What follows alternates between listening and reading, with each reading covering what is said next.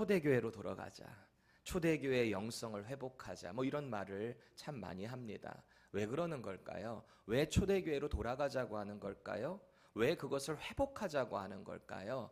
지금 그게 안 되니까, 뭔가 부족하니까, 그거를 회복하겠다는 마음의 소망 아닐까요? 여러분 생각해 보세요. 뭔가를 그리워한다라는 것은 당장 그게 안 되니까 뭐가 채워지지 않는다라는 말입니다. 아마도 초대교회가 보여줬던 그 처음의 순수한 열정, 그 따뜻함, 그 순수함, 이런 것들이 지금 우리에게 필요하다라는 반증인 것 같습니다. 또 가만히 생각해 보면은 보통 처음에 하는 어떤 일이 됐든 뭔가는 늘 프레시해요. 신선해요. 그래서 그것을 하기에 내 모든 열정을 불어넣기에 부족함이 없다라는 거거든요. 여러분 운동 같은 경우는 어떨까요? 여러분 운동하는 거 좋아하세요? 워크아웃 하는 거? 우리 정 집사님 이러셨어요. 네, 저도 그럽니다. 우리 사실 쉽지 않아요. 운동하는 거 쉽지 않아요. 의지적인 결단이 필요하기 때문에 쉽지 않습니다. 저녁에 일 갔다 하면 아이고 죽겠다 무슨 운동이냐, 그냥 이거잖아요. 우리 보통 그런 루틴이지 않습니까? 그래서 큰 마음 먹고 나 이제 운동 좀 해야 되겠다, 짐에 가가지고 막 뛰는 거예요. 처음에 엄청 열심히 해요. 처음에 마음 먹었으니까 아주 그날만큼은 올림픽 나가도 되겠다 할 정도로 막 열심히 뛰어요. 문제가 뭐예요? 다음날 되면 샥신이 쑤셔요. 알이 다 배겨가지고 아유 이거 좀 괜찮아지면 가야지. 그렇게 막 일주일, 2주일, 한 달, 그렇게 3년을 짐을 다니니 그게 몸이 건강해질 리가 있어요? 그런 사람 누굴까요? 저예요. 제가 그랬어요. 한국에서 제가 짐을 3년을 끊어놨는데 살은 안 빠져. 근육도 안 생겨. 그래서 제가 살 뺀다고 하면 믿질 않아요. 제 형이 또 20년 동안 살 뺀다며. 드디어 성공했습니다. 제가 8kg 뺐습니다. 할렐루야. 이게 박수 받으려면 설교할 땐 박수 한 번도 안 치시더니 살 뺐다 그러니까 몸이 안 좋아져서 제가 조금 조절을 했어요. 여러분 그런 거예요. 처음에 하려고 할 때 이게 막 뭔가 될 것 같지만 지속되기가 어렵다. 자꾸 변질된다라는 겁니다. 솔직히 지금 우리가 하는 이 교회 생활도 마찬가지예요. 처음 예수님 만났을 때 여러분들 다 기억하시죠? 얼마나 뜨거우셨어요? 내 모든 것 다 드려도 아끼지 않을 정도로, 아깝지 않을 정도로 우리 그렇게 헌신 다 해봤잖아요. 처음 주님 만났을 때 교회 가는 발걸음이 얼마나 가벼워요. 몇 시간 걸려도 상관없어. 내가 그냥 주님 섬기겠다는 마음, 내가 그곳에 가서 하나님 만나겠다는 말씀 가운데, 찬양 가운데, 기도 가운데 나가겠다는 마음, 그거 하나 때문에 거리든 뭐든 상관없어요. 얼마 전에 베델교회, 애틀란타 베델교회 그 이혜진 목사님 그런 얘기하대. 우리 유민 자매 얘기하다가 그 자기 교회 성도 중에 이런 사람이 있대요. 지금 애틀란타 교회 엄청 크잖아요. 어디 멀리 이사를 갔나? 4시간 거리인데도 늘 나온대요. 매주 나오는데 4시간인데도. 그래서 괜찮으시냐고 물어봤더니 아유 뭐 교회가 멀어진 게 아니라 제 집이 멀어진 거죠. 그런 얘기를 했대요. 이제 우리 유민이 DC 쪽으로 가게 될 텐데 DC가 11시간. 뭐 교회가 멀어진 게 아니니까. 할렐루야. 너무 부담 갖지는 마세요. 그냥 한 말입니다. 우리의 마음이 중요하다는 거예요. 그때만 해도 처음에 기도 응답 딱 받으면 어때요? 하나님 너무 감사해요. 하나님 제가 이렇게 기도한 내용을 다 들어주셨네요. 저 이제 앞으로 어떤 일이 있다 할지라도, 어떤 어려움이, 어떤 환경이 나를 지배한다 할지라도 저는 절대 하나님을 떠나지 않겠습니다. 이 믿음 꼭 지키겠습니다. 그렇게 했을 때가 있어요. 그런데 우리끼리니까 좀 솔직히 얘기해 보자고요. 여러분 지금 교회 생활 어떠세요? 재밌으세요? 행복하세요? 교회 나가는 그 거리가 금방 눈 깜빡하니까 도착한 것 같으세요? 오는 길에 흥얼흥얼 찬양하며 하나님 감사합니다. 오늘은 어떤 은혜를 제게 부어주실 건가요? 그런 마음으로 나오고 계신가요? 아닐 때도 있어요. 늘 설레임이 있는 건 아니라는 거예요. 때로는 관계 때문에, 때로는 나의 마음에 어떤 합일되지 않는 어떤 불편함 때문에 말씀이 들어오지 않을 때가 있어요. 하나님의 말씀이. 교회에는 나와 있는데 말씀이 안 들어와. 찬양을 하는데 찬양이 안 불러져. 기도를 하는데 그냥 눈만 감고 있지는 않으신가요? 그래도 교회 오래 다닌 짬밥이라도 있어가지고 이를 악물고 봉사를 해요. 은혜는 없는데 이를 악물고 봉사해요. 왜일까요? 교회 생활하면서 나도 모르는 순간에 하나님과의 관계로부터 시작된 이 섬김 봉사가 어느 순간 사람을 자꾸 보기 시작하게 됐다라는 것 아니겠습니까?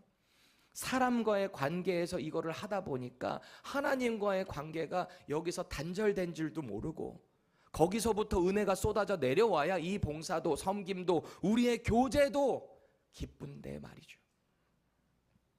하나님과의 교제가 약해지잖아요. 관계가 희미해지잖아요. 뭘 해도 힘들어져요. 아까 우리 선교사님 간증하신 것처럼 아무리 바쁘고 아무리 힘들어도 그 가운데 하나님과의 관계만 제대로 돼 있으면 no problem. 우리 선배 신앙의 우리 권사님들, 집사님들 다 그렇게 신앙생활 하신 거 아니겠어요? 형편이 돼서 교회 섬겼습니까? 시간이 막 널널해서 그렇게 예배 집회 다 따라다니고 그러셨습니까? 아니잖아요. 주님을 향한 마음이 뜨거우니까 그렇게 기쁨으로 하는 것 아니겠습니까? 그래서 오늘 우리가 말씀 가운데 오늘 교회 생활의 8가지 에센스 7째 시간입니다. 오늘의 주제는 교제입니다. 교제. 오늘 말씀 가운데 이런 2가지 질문을 꼭 스스로에게 해보세요. 나는 모든 교제의 시작인 하나님 아버지와의 관계가 얼마나 두텁게 붙잡혀져 있는가? 2번째, 그 신뢰의 관계를 가지고 나는 얼마나 내 주변 사람들과 교제하고 있는가? 그래서 오늘 우리는 이 교제라는 성경적인 말씀을 가지고 묵상을 할 텐데 오늘 우리가 이 44절부터 47절까지의 말씀을 쭉 묵상해서 여기에 나오는 3가지 교제의 도전, 권면들을 함께 나누기를 원합니다. 말씀을 통해서 먼저는 주님과의 관계가 회복되기를 축원합니다. 우리 주님과의 관계예요. 말씀을 통해서 하나님 아버지와 나의 관계, 그게 꼭 먼저 회복돼야 됩니다. 그래서 그 관계를 가지고 우리 주변과의 관계, 그 교제를 자꾸 건강하게 회복시켜 나가야 한다라는 거예요. 이 새로운 결단을 가지고 우리의 영적인 그리고 수적인 부흥이 우리 교회 가운데 있게 되기를 주님의 이름으로 축복드립니다. 첫 번째, 성경이 말하는 교제는요, 함께 짐을 지는 것입니다. 함께 짐을 진다 그래요. 우리가 흔히 교제라고 하면 여러분 가장 먼저 뭐가 딱 떠올라요? 교제하면 같이 밥 먹는 거, 이성 간에 교제하는 거, 이런 걸 우리는 먼저 떠올리거든요. 혹은 그냥 친목 정도, 이런 것을 우리는 교제라고 떠올립니다. 그럼 성경이 말하는 교제는 뭐냐 이거야. 성경이 말하는 교제, 우리가 생각하는 이 친목 수준의 교제와는 차원이 다르다는 겁니다. 성령 충만했던 교회, 초대교회, 대표 롤모델이 바로 예루살렘 교회잖아요. 그래서 우리는 오늘 사도행전 2장이 예루살렘 교회의 모습을 묵상하는 거거든요. 앞선 사도행전 2장 42절 보세요. 그들이 사도의 가르침을 받아, 이게 말씀을 배웠다는 얘기예요. 하나님의 말씀을 사도들을 통해, 주의 종들을 통해서 배웠다는 거예요. 권면받았고 결단했고 회개했고 말이죠.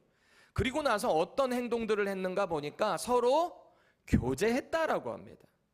교제하고 그 가운데 교제에 떡을 떼기도 하고요, 또 기도하는 그 힘쓰는 행위들을 이 교회가 했다라는 거예요.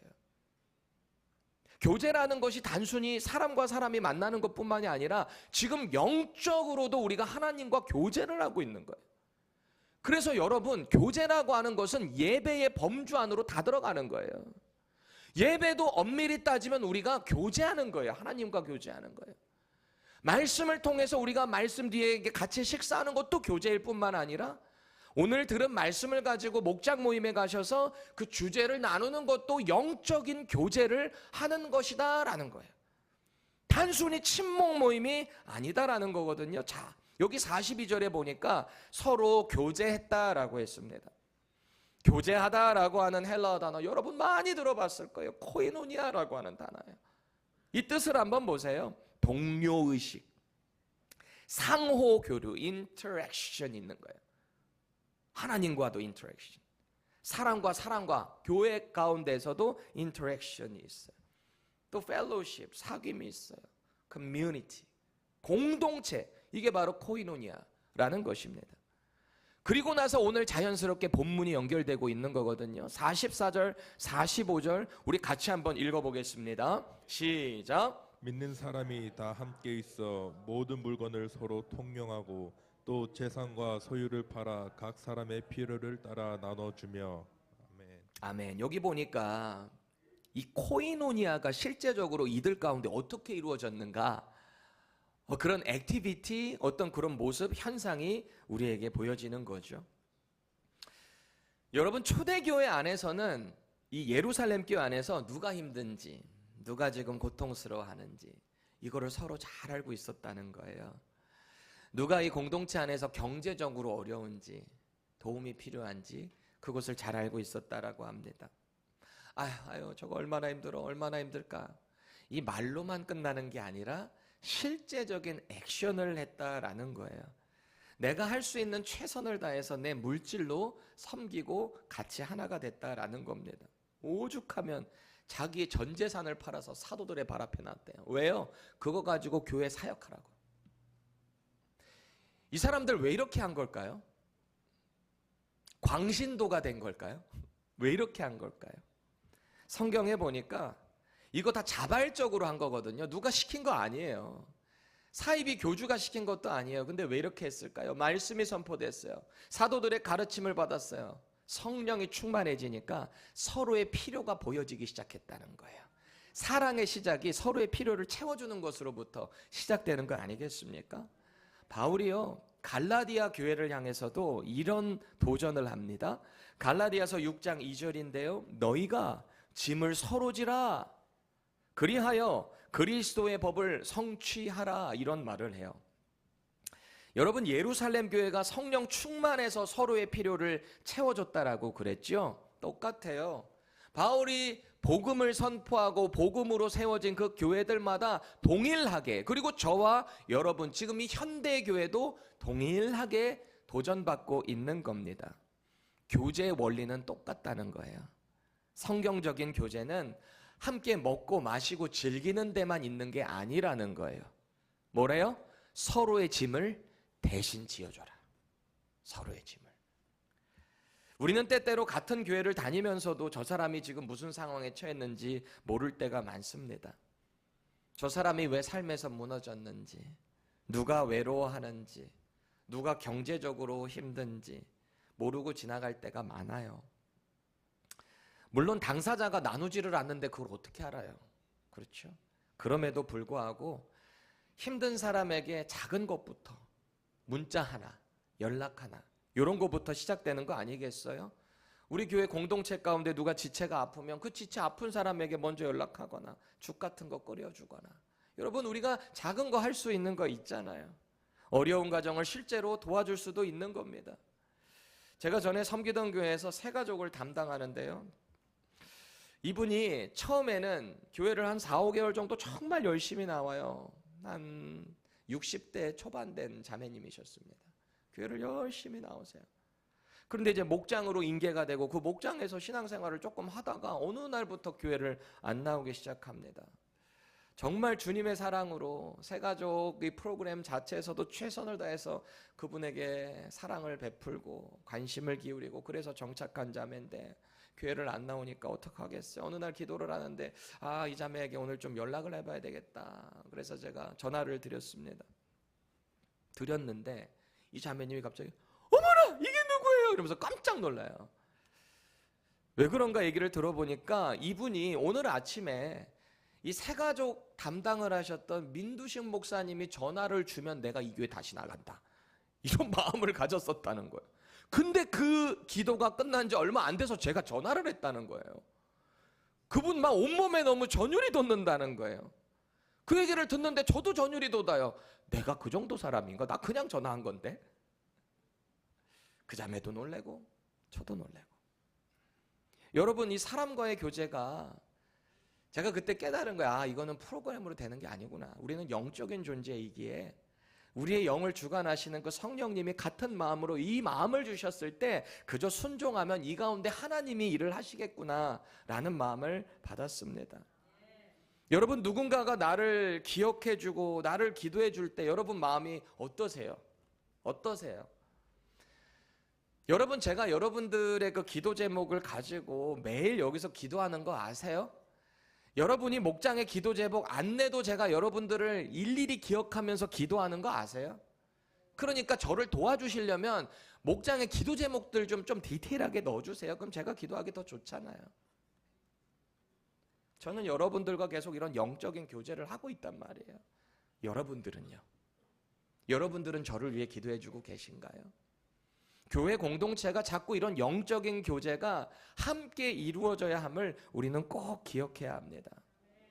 주님이 마음을 주시면 그냥 먼저 다가서시면 돼요. 핵심은 주님이 주시는 마음이에요. 이 교제에 마음의 짐을 덜어주고 싶은데 때로는 우리가 그 사람을 위해 기도하다 보면 주님이 그걸 깨닫게 해주실 때가 있거든요. 참 놀라운 일입니다. 그러면 그대로 순종하시면 되는 거예요. 주님과의 진정한 교제가 먼저 이루어지잖아요. 그러면은 사람과 교회 공동체 안에서의 교제는 자연스럽게 건강하게 이루어질 수 있다라는 것을 믿으셔야 합니다. 그리고 누군가를 위해서 기도해 준다라고 여러분 혹시 말할 때 있죠? 기도해 주세요. 기도 요청하면 네, 제가 기도하겠습니다. 그럴 때 있죠. 잠깐이라도 반드시 기도하세요. 말만 하지 마세요. 저는 그런 게 참 불편해요. 못할 거는 말하지 마세요. 그래서 저는 저희 아들들한테 제가 못 지킬 약속은 아예 안 해요. 그럼 이것들이 벌써 그걸 알고 저를 이렇게 올감해요. 약속했잖아요. 아빠 했잖아. 그러면은 결국은 해줘야 돼요. 그러니까 아예 입을 닫아야 되는데 여러분 기도 요청을 받잖아요. 사실은 그 기도 요청에는 그 사람의 짐이 담겨 있어요. 그렇지 않습니까? 왜 기도 요청하는 거예요?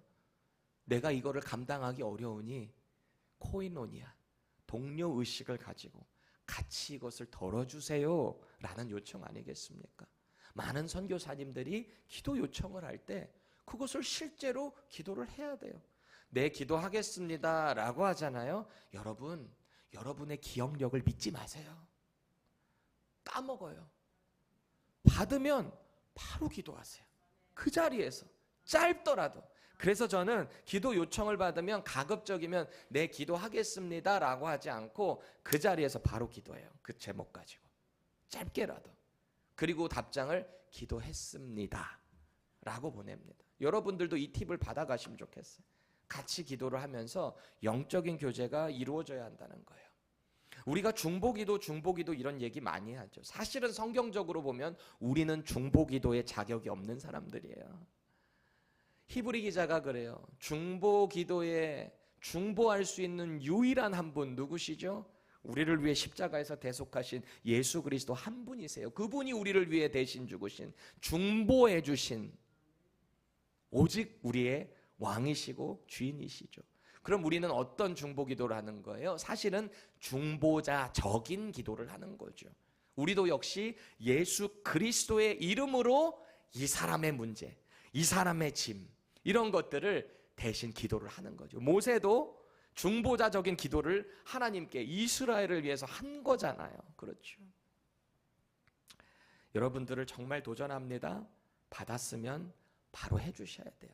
그 짐을 덜어주시기를 바랍니다. 사도 바울이요, 로마 감옥에 갇혀 있을 때 자기의 이 선교 사역에 있어서 열심으로 연보를 했던 빌립보 교회, 정말 이 사랑의 교회거든요. 그래서 빌립보서 1장 여기를 읽어보면 꿀이 똑똑똑똑 떨어져요. 이 사랑의 내용들이 얼마나 바울이 빌립보 교회를 향해서 사랑의 마음을 전하고 있는지 말이지요. 빌립보서 2장 4절 보세요. 근데 이런 교회를 향해서 이런 도전을 합니다. 각각 자기 일을 돌볼 뿐더러 또한 각각 다른 사람들의 일을 돌보아 나의 기쁨을 충만하게 하라 그래요. 여러분, 빌립보 교회 분명히 선교 사역에 열심을 했던 교회예요. 건강한 교회예요. 헌신하는 교회예요. 그런데 왜 이런 교회를 향해서 이런 말을 하는 걸까요? 이 교회 안에도 리더십의 갈등이 있었거든요. 유오디아 그리고 순도계라고 하는 여성 리더십들이 이 안에서 서로의 뭔가의 갈등이 있었는지 문제가 생겼다는 거예요. 하나가 되질 못했다는 거예요. 여러분, 리더십이 갈라지면 그 밑에 따르는 팔로워들도 같이 갈라지잖아요. 그러면 교회 공동체에 얼마나 많은 문제가 있겠습니까? 그래서 바울이 이런 이야기를 사랑의 권면을 한 뒤에 바로 조금씩 해나가기 시작하는 거예요. 서로의 일을 돌보라, 이런 말을 합니다. 우리는 보통 내 일에 대한 성취가 있을 때만 기쁨을 누립니다. 내가 노력한 거, 내가 수고한 거, 이거에서 딱 일이 이루어지면 기쁘다, 감사하다, 이럴 때가 있거든요. 그런데 이런 우리의 성향이 교회 사역 안에서도 분명히 나타난다는 거예요. 이거는 내 사역, 저거는 저 사람 사역. 교회 안에 그런 게 어디 있어요? 주 안에서 한 공동체, 우리 모두가 하나님께서 맡겨주신 미니스트리 같이 하는 사역이거든요. 근데 여기서 사역 이기주의가 나오기 시작할 때 여기서 또 갈라지기 시작하는 겁니다. 그런데 그거 아세요? 오늘 바울이 그 말을 하는 거예요. 내가 뭔가를 성취해서 얻는 기쁨보다 더 큰 기쁨이 있는데 그게 같이 서로의 일을 돌보면서 할 때, 그렇게 성취해 나갈 때 achievement가 우리 가운데서 발현될 때 그 기쁨이 훨씬 크다. 이걸 도전하고 있습니다. 이게 바로 심지어는 그리스도의 법이다, 하나님 나라의 법칙이다 라는 것을 선언하는 겁니다. 그래서 바울이요, 이 빌립보 교회를 향해서 저와 여러분들에게 분명히 그럼 이거를 하기 위해 누구를 따라야 되는가, 그 롤모델을 제시하고 있거든요. 그래서 이 말씀이 이 유명한 내용인 거예요. 빌립보서 2장 5절 함께 선포하겠습니다. 시작. 너희 안에 이 마음을 품으라. 곧 그리스도 예수의 마음이니. 아멘. 여러분, 이 말씀 아시죠? 우리 안에 어떤 마음 품으래요? 예수 그리스도의 마음을 품으래요. 예수의 마음. 사실 이거 하나면 끝이에요. 여러분 인생에 문제 있으세요? 예수의 마음 품으세요. 끝이에요. 갈등이 있으세요? 예수의 마음을 품으세요. 끝이에요. 진짜예요. 끝이에요. 아니, 막장 간다는 얘기가 아니라 해결된다는 얘기예요. 그리고 나서 이 바울이 유명한 말 하는 거예요. 예수님이 누구신가? 그는 원래 하나님과 본체시나 하나님과 동등됨으로 여기지 않으시고 자기를 비워 낮추어 이 땅에 인간의 몸으로 오셨다. 그 말씀이 여기서 연결되고 있는 겁니다. 우리가 그분을 배우라는 겁니다. 그분의 마음을 품으라는 겁니다. 그러면 해결된다는 겁니다. 우리의 작은 섬김, 봉사, 이것을 통해서 하나님과 나의 교제, 그리고 우리 교회 공동체 안의 교제, 나아가 우리 주변에 있는 사람들과의 교제가 건강하고 성숙하게 될 수 있기를 주님의 이름으로 축원합니다. 두 번째, 성경이 말하는 교제는요, 함께 만나는 시간을 소중히 여긴다는 거예요. 함께 만나는 시간. 사도행전의 기록을 볼 때 예루살렘 교회의 성도 규모가 얼마나 됐을까요? 예루살렘 교회가 처음에 생겨나는 그 숫자 말이요, numbers, 얼마나 됐냐는 거예요. 처음에 오순절 마가 다락방에 120명의 문도가 모였다 그래요. 성령이 충만하게, 예수께서 약속하신 그 성령이 그곳에 모여서 기도하는 자들에게 충만하게 내리니 방언을 하기 시작하고 엄청난 초자연적인 역사들이 나타났습니다. 그 사람들이 그 가운데 열심히 기도하며 예루살렘 교회의 멤버로 그렇게 된 거죠. 베드로가 그 가운데 오해하는 사람들을 향해서 일어나서 설교를 하기 시작합니다. 사람들이 그 말씀을 듣고 있다가 마음에 찔림을 갖기 시작합니다. 형제, 우리가 어떻게 할꼬? 그 가운데 이 사람들이 말씀 가운데 회개하고 침례를 받습니다. 그 수가 3,000명이 더해집니다. 남자만이에요. 이후에 여러분 잘 알고 있는 스토리 있잖아요. 성전 미문에 앉은뱅이, 나면서부터 앉은뱅이에요. 걸어본 적이 없어요. 그러니 할 수 있는 일이 없지. 맨날 구걸만 하는 홈리스 피플로, 홈리스 퍼슨으로 살아갔어요. 베드로와 요한이 지나가는데 이렇게 똑같이 했겠죠. 베드로가 뭐라고 합니까? 내게 은과 금은 없다. 그런데 내게 있는 이것을 너에게 주노니 주 예수 그리스도 이름으로 명하노니 일어나 걸으라. 팍 일어나는 거 아니에요? 그리고 성전 안에 들어가서 뛰고 인생이 달라졌어요. 주 예수 그리스도의 이름으로. 이거 가지고 얼마나 많은 문제들이 있었습니까? 종교 지도자들이 막 박해를 하기 시작해요. 그리스도의 법 정하지 말라 그래요. 때려서 놓아줘요. 근데 베드로가 어떻게 해요? 내가 진짜 사실을 전하지 않을 수가 없다. 계속해서 그리스도의 법을, 덕을, 도리를 전합니다. 그 가운데 사람들이 또 설교 가운데 말씀을 듣고요, 회개하고 침례받은 자의 수가 5,000명이 됩니다. 120명, 3,000명, 5,000명. 이게 남자 수만이에요. 적어도 몇만 명 수준의 예루살렘 교회가 개척이 된 거예요. 형성이 된 거예요. 그러니까 이 초대형 교회 예루살렘, 우리 건물이 있는 게 아니잖아요. 각 가정들이 이렇게 모여 있는 그 수가 그렇게 된 거니까 수가 너무 많아졌거든요. 46절 한번 보세요. 날마다 마음을 같이하여 성전에 모이기를 힘썼대요. 이 그리스도인들이, 예루살렘에 모인 교회들이 성전에 모였대요. 예루살렘 성전에. 그리고 그 다음에 한 게 또 중요한데요. 집에서 떡을 떼며 기쁨과 순전한 마음으로 음식을 먹었다 그럽니다. 이들의 이 모임을 보니까 대규모로 성전에서도 모였고요, 소규모로 각 가정 집에서도 모였다라는 거예요.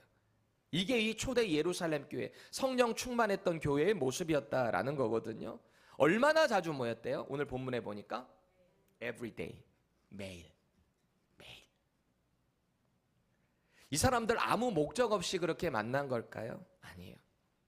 교회 공동체라는 정체성을 가지고 만났어요. 하나님의 말씀과 기도 가운데 매일 모였어요. 성령 충만한 은혜를 매일 그렇게 누렸다는 거예요. 그러니까 저도 이렇게 말씀을 묵상하다가 우리 교회도 사실 월요일만 빼고 계속 매일 모이잖아요. 우리 교회 공동체 모임이 계속 있잖아요. 주중 새벽기도 쭉 있잖아요. 이 매일 모이는 그 만남이 얼마나 감사한지 모르겠어요. 여러분들이 사정이 있어서 못 나오게 되면 영적으로도 같이 교제하고 같은 말씀의 주제를 가지고 나가기를 원하는 거예요. 못 나오세요? 말씀이 나눠지는 그 진도 똑같이 따라가 주세요. 같은 말씀으로 같이 교제를 나눠주세요. 제가 그래서 라이브를 실시간이 지금 나가기는 하지만 종료되는 순간 그것을 안 보이게 하는 이유가 있는 거예요. 가급적이면 이 자리에 나와서 같이 하고요. 뿐만이 아니라 주일 말씀 혹은 예배 나눠지는 그 설교 말씀의 메시지에 더 집중하게 하려고 하는 거예요. 같이 진도 따라가자 이거예요. 그 은혜를 누리자는 거예요. 민두식 목사 설교가 뭐 대단해서 그거 자꾸 자랑하려고 하는 게 아니라고요. 같은 말씀으로 같은 공동체가 그렇게 함께 가자고 하는 저의 소망인 겁니다. 제발 말씀 좀 많이 함께 해주시면 감사하겠습니다. 정말 여러분들의 그 소그룹 모임인 이 목장을 잘 활용해 보시기를 도전합니다. 아직은 잘 안 되니까, 청년이든 장년이든 할 것 없이 잘 이 목장 모임이 안 되니까 지금은 그냥 여러분 부담 덜어드리느라고 이 주보에 나오는 3가지 이 말씀에 대한 퀘스천네어 3개 들어가 있잖아요. 이것만 가지고 목장에서 나누라고 제가 말씀드리는 거예요. 그런데 이 말씀을 통해서 여러분들이 마음이 자꾸 나눠지고 서로 마음이 하나가 되고 또 기도 가운데 서로 이렇게 교제가 이루어지면 여러분 주중에 모이지 말라 그래도 여러분들이 좋아서 모이기 시작할걸요. 이렇게 그냥 시작하자는 거예요. 저는 여러분들의 마음에 부담을 드리고 싶지는 않지만 궁극적으로는 좀 더 활성화되는 소그룹 모임이 되면 좋겠습니다. 제가 전에 섬기던 교회 사역을 하는데요, 한국에서 이미 사역을 5년 이상 하다가 이제 안수받기 직전에 미국으로 왔기 때문에 그래도 나름대로 사역의 경험이 있었어요. 교회 교역자들이 어떤 분위기인지 그것도 잘 알고 있습니다. 그때 당시에 뭐 교역자들 해봐야 뭐 저처럼 그냥 인턴 했던 신학생까지 해서 한 10명 됐던 것 같아요. 섬겼던 교회가. 근데 그때 당시에 부목사님이 원래 세탁소를 하시다가 나중에 콜링을 받아서 목회자가 되신 분이에요. 그러다 보니까 어떤 경제적인 그래도 형편은 우리 신학생들보다는 훨씬 나으시죠. 이분을 중심으로, 이분 또 성품이 너무 좋으시고 만날 때마다 지갑을 늘 여셔서 이렇게 대접하는 걸 좋아하셨어요. 그래서 가만히 보니까 한국에서도 잘 안 하던 교역자들끼리 번개팅이 하루 멀다 하고 자꾸 막 연락이 오는 거예요. 만나자, 뭐 커피 마시자. 저녁에도 갑자기 나오라 그러고. 그럼 또 뭐 선배들이 나오라니까 또 나가서 같이 이제 뭐 커피 먹고 하는데 너무 모임이 재밌는 거예요. 불편해서가 아니라 그냥 나오려니까 억지로 나간 게 아니라 재밌어서 제가 나가기 시작한 거예요. 그렇게 5, 6명의 사역자들이 막 똘똘똘똘똘 뭉쳐가지고 교제하고 기도하다 보니까 어느 순간 한 마음이 되는데요.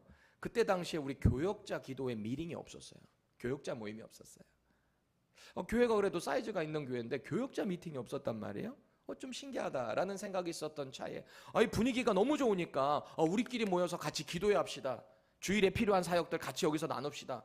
그래서 자발적인 교역자 기도회 모임이 생긴 거예요. 담임 목사님이 만든 게 아니에요.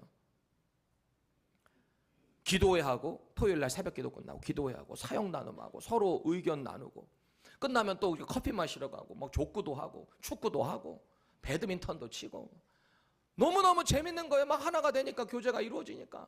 그러다가 우리끼리만 할 게 아니라 여기 담임 목사님도 들어와서 좀 같이 하면 좋겠다. 그게 우리 발등에 그 발을 찍을지 누가 알았겠어요. 죄송해요. 이렇게 오셔가지고 이제 나중에 훈시의 시간이 될 줄 어떻게 알았겠냐. 지금은 안 그럴 줄 믿습니다. 나중엔 좋아졌어요. 그렇진 않은데 여러분 보세요. 주 안에서 자주 만나고 그 안에서 영적으로 마음이 나눠지고 하나가 되다 보면 자연스럽게 이런 모임들이 형성되는 거예요. 이걸 뭐 억지로 만든다고 되는 게 아니에요. 마음이 안 나눠지는데 영적인 교제가 없는데 억지로 만든다고 되겠습니까? 왜? 우리는 영적인 교회 공동체인데요. 세상의 모임이 아닌데요. 안 되죠. 도전합니다. 영적인 모임이 더 건강하게 성장될 수 있기를 바라요. 제가 새가족 논문을 쓰다가 발견한 게 있어요. 여러분, 새가족들이 교회에 정착하는 이유 넘버 1이 뭔 줄 아세요? 새가족들이 교회 왔을 때 정착하는 1순위 이유 뭔지 아세요? 목사님 말씀이 아니에요. 목사님 말씀이 아니에요. 뭐 이런저런 표현이 다를 수는 있겠지만 다 공통적인 것들이 나를 케어해줘서 남았다라는 거예요. 누군가는 제 이름을 먼저 기억해줘서 그게 그렇게 감동됐어요. 특히 이민사회에 그런 게 얼마나 각박하고 또 힘들어요. 그 작은 거 하나에 새가족 담당자가 문자 줘서 그거 하나에 너무 기뻤다. 그냥 막 형식적인 게 아니라 마음이 담긴 그런 문자 하나 있잖아요. 또 식사의 자리에서 내 얘기를 들어줬다. 어디 가서 자기 얘기하기 쉽지 않잖아요. 근데 교회 오니까 이 새가족 팀들이 너무 자기 얘기를 다 이렇게 들어주고 있는 거예요. 공감하며. 그거 아세요? 남의 이야기 경청해 줄 때 자세도 이렇게 앞으로 좀 숙이고 들어줘야 돼요. 여러분 생각해 보세요. 누가 여러분 얘기하고 있는데 쫙 하고 말해봐라 이렇게 보면은 누가 듣고 말하고 싶어요? 그렇지 않잖아요. 매너, 예의가 중요해요. 에티켓이. 새가족이 왔을 때 주님이 보내주신 영혼, 혼자 있는 저를 그냥 지나치지 않았어요. 이런 여러 가지 이유들로 교회에 정착했다라는 겁니다. 사람은 시스템 때문에 남는 게 아니더라고요. 결국은 관계. 다시 말씀드립니다. 사람과의 관계가 우선이 아니에요. 하나님과의 나의 관계가 먼저 된 사람은 이 사람과의 관계가 잘 돼요. 자꾸 여러분들 가운데 누군가 관계하는데 부딪히시나요? 하나님과의 관계를 먼저 생각하세요. 다시 한번 점검해 보셔야 돼요. 많은 성도들이 지금 예배만 드리고 돌아가는 경우가 많아요. 교회 안에 오래 있어도 관계가 깊어지는 일이 쉽지 않습니다. 그런데 초대 예루살렘 교회를 보세요. 이들은 everyday, 날마다 모였답니다. 물론 오늘날 이렇게 매일 모이는 건 쉽지 않아요. 그럼에도 불구하고 중요한 포인트 하나가 있습니다. 매일 우리의 마음이 영적으로 나눠지고 있는가? 이걸 정말 진지하게 점검해야 돼요.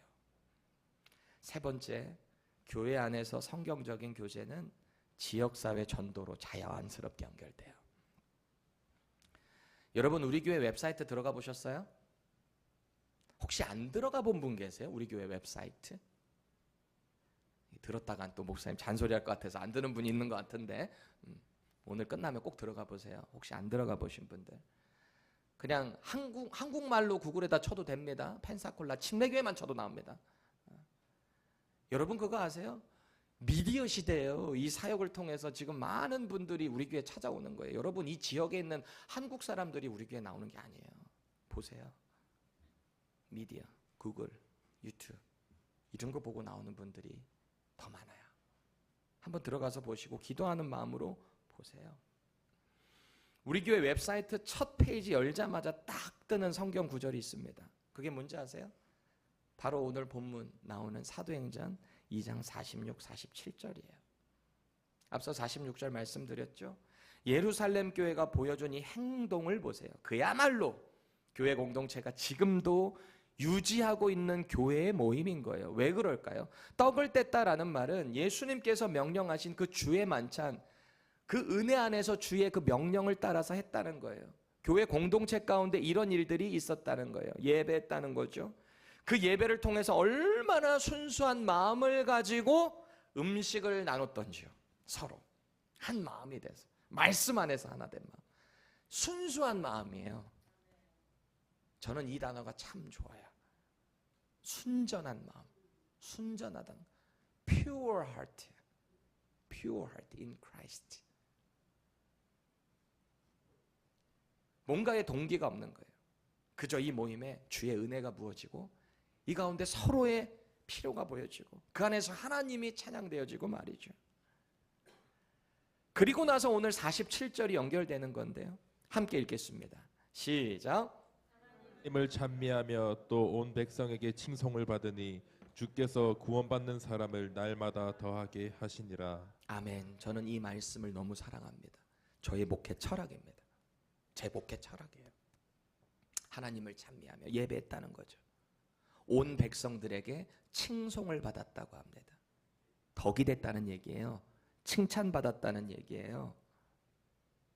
그랬더니 중요한 포인트가 여기 있는데 여기가 이제 전도 포인트야. 주께서 믿는 자들을 날마다 더하여 주셨다. 교회에 보내주셨다. 라는 겁니다.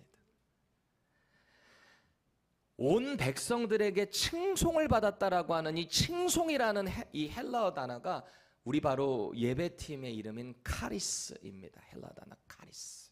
은혜, 선물, 호감, 매력을 주는 것이라는 뜻이에요. 저는 이 단어가 참 좋아요. 하나님으로부터 받은 은혜가 내 안에 확 차지니까 이 은혜가 세상 가운데 선포가 되고 드러나는데 세상 가운데 어떻게 카리스가 드러나는 거예요? 호감으로. 아, 저 사람 틀려. 아, 저 침례교회 다니는 사람들 분명히 뭐가 틀려. 이 호감으로 보인다는 거 아니겠어요? 여러분, 이것을 그대로 요 뜻을 살려서 번역한 것이 새번역인데 47절 우리 같이 한번 새번역으로 읽어보겠습니다. 시작. 하나님을 찬양하였다. 그래서 그들은 모든 사람에게서 호감을 샀다. 주님께서는 구원받는 사람을 날마다 더하여 주셨다. 아멘. 여러분을 스스로 점검해 보세요. 나는 호감형인가? 나 호감형인가? 외모 말고요. 나 영적으로 호감형인 사람인가? 누군가가 나를 볼 때 저 사람 보면 참 예수님을 보는 것 같아. 여러분을 어떻게 평가하시겠습니까? 교회 공동체가 각자의 짐을 자꾸 지어줍니다. 또 그 모임이 매일 혹은 영적으로든 뭐든 자주 이루어집니다. 또 그 모임이 지역 사회 가운데 덕이 돼요. 호감으로 다가가요. 그때 주님이 믿는 자들을 더해 주시는 거예요. 여러분, 복음은 입으로만 전하는 게 아닙니다. 서로 사랑하는 공동체를 통해서 분명하게 전해지는 거예요. 초대교회는 먼저 사랑을 보여줬어요. 서로의 짐을 나눠 가졌어요. 하나님은 그 공동체에 사람들을 보내주셨다라는 거예요. 전도의 중요한 원리 아닐까요? 성경은 분명히 말합니다. 때를 얻든지 못 얻든지 복음 전파하는 데 힘써라. 그런데 그 전에 교회가 먼저 주 안에서 하나가 돼야 된다는 거예요. 저 교회 가면 맨날 싸운대. 그냥 얼마나 그냥 눈치를 주는지 못 가겠어 안 가겠어. 혹 이런 교회가 된다면 그런 교회 누가 가고 싶을까요? 저 같아도 안 갈 것 같아요. 맨날 싸움 나도 그 교회 안 가. 저도 가기 싫어요, 그런 교회. 새 가족이 왔는데 맨날 인상만 쓰고 챙겨주지도 않고. 새 가족이 그 교회 가고 싶을까요? 그 교회 정착하겠습니까? 깜짝 놀라서 도망가. 어휴, 오늘 잘못 왔다. 초대교회 교제는요, 단순히 분위기 좋은 친교 모임이 아니에요. 우리 쭉 살펴봤잖아요. 분위기 좋은 이 친교의 교제가 어디서부터 시작됐다고요? 성령 충만한 은혜로부터. 우리의 교제는 분명한 교회의 아이덴티티를 가지고 해야 하는 거예요. 그냥 뭐 밥 사준다고 교회 교제가 잘 되는 게 아니에요. 뭐 맨날 모여서 먹는 것만 한다고 교회 교제가 잘 되는 게 아니에요. 같이 가는 거예요. 말씀이랑 같이. 은혜랑 같이 가야 되는 거예요. 그 안에서 말씀 안에 용서와 화해가 있는 거예요. 그러니까 교제가 좋아지지. 용서하고 화해가 되지 않는데 어떻게 교제가 좋아집니까? 여러분, 교회는요, 완벽한 사람들의 모임이 아니에요. 이거를 우리가 일단 시작을 해야 돼요. 교회는 완벽한 사람들 모임이 아니다. 오죽하면 이 영적인 병원이라고까지 해요. 온갖 환자들 여기 다 모인 데가 교회 아닙니까? 아니 솔직히 저도 지금 이게 뭐 괜찮은 척 여기 서 있지만 저도 영적 환자거든요. 하나님의 말씀으로 은혜 받아 지금 여기 그나마 말씀 선포하면서 있는 거지. 여러분, 여기서 하나님의 은혜 아니면 카리스 아니면 있을 사람 누가 있어요? 조금 내가 더 한다일 뿐이지. 여러분, 우리 다 똑같아요. 다 똑같아요. 그렇잖아요.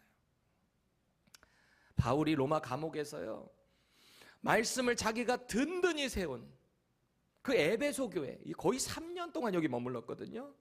이 교회를 향해서 뭐라고 도전하는지 아세요? 에베소서 4장 32절 우리 같이 읽습니다. 시작. 서로 친절하게 하며 불쌍히 여기며 서로 용서하기를 하나님이 그리스도 안에서 너희를 용서하심과 같이 하라. 아멘. 여기 우리 신앙생활에 정말 중요한 포인트들이 다 들어가 있어요. 서로 친절하셔야 돼요. 친절하셔야 돼요. 그리고 서로를 불쌍히 여기셔야 돼요. 서로를 용서해야 돼요. 이거를 마치 하나님께서 그리스도 안에서 저와 여러분들을 용서한 것 같이 하라! 라고 합니다. 쉽지 않아요. 우리는 못해요. 근데 성령님이 도와주시면 해요. 우리의 믿음도 마찬가지예요. 진짜 교제는 마음 맞는 사람들끼리만 하는 게 아니고요, 좋은 사람들끼리만 모여서 잘 되는 것도 아니에요. 잘 이해되지 않아도, 불편해도 주님이 주신 사랑이 내 안에 먼저 차 있으면 그냥 그 사람이 불쌍해 보여요. 그 사람을 주님의 사랑으로, 주님이 나를 용서해 준 것 같이 나도 용서할 수 있게 돼요. 이게 이루어져야 건강한 교제가 회복이 돼요. 여러분, 초대교회가 세상 사람들에게 칭송받은 이유는 건물이 화려해서가 아니에요. 그 공동체 안에 진짜 사랑이 있었기 때문이에요. 순전한 사랑, 순전한 마음이 있었기 때문이에요. 이 세상은 지금도 외로워요. 특히 펜사콜라 지역에 있는 수많은 영혼들이 진리 가운데 주님을 바로 만나지 못한 사람들 많아요. 영적으로 갈급해해요. 진짜 교제를 경험하지 못한 분들이 참 많아요. 그런 사람들에게 우리 교회 공동체가 카리스, 호감으로 다가갈 수 있기를 정말 바랍니다. 믿음으로 또다시 저의 일주일을 도전합니다. 여러분, 일주일 동안 마음에 부담되는 한 사람에게, 최소 한 사람 이상에게 먼저 문자나 연락해 보세요. 괜히 또 일하고 있는데 전화하지 말고, 그럼 연락 한 번도 안 하던 게 왜 또 귀찮게 이럴 수 있거든요. 그런 사람이라면 좀 이렇게 센스를 갖추셔서 문자를 주세요. 그냥 일반 문자 말고, 여러분들 그냥 누구한테 받은 거 이렇게 토스하는 정도 말고, 진짜 여러분들의 글로 그 사람을 생각하고 기도하는 마음으로 한번 보내보세요. 그리고 여러분들의 목장 모임에 적극 참석해 보세요. 그리고 진심의 마음으로 기도 제목을 나눠보세요. 그동안 서운했던 사람에게 먼저 손을 내밀어 보세요. 이 세 가지 도전합니다. 문자 보내기, 목장 모임 참석하기, 그동안에 서운했던 사람에게 먼저 손 내밀기. 그때 우리 교회 교제는 훨씬 영적으로 회복될 겁니다. 예배가 살아날 거예요.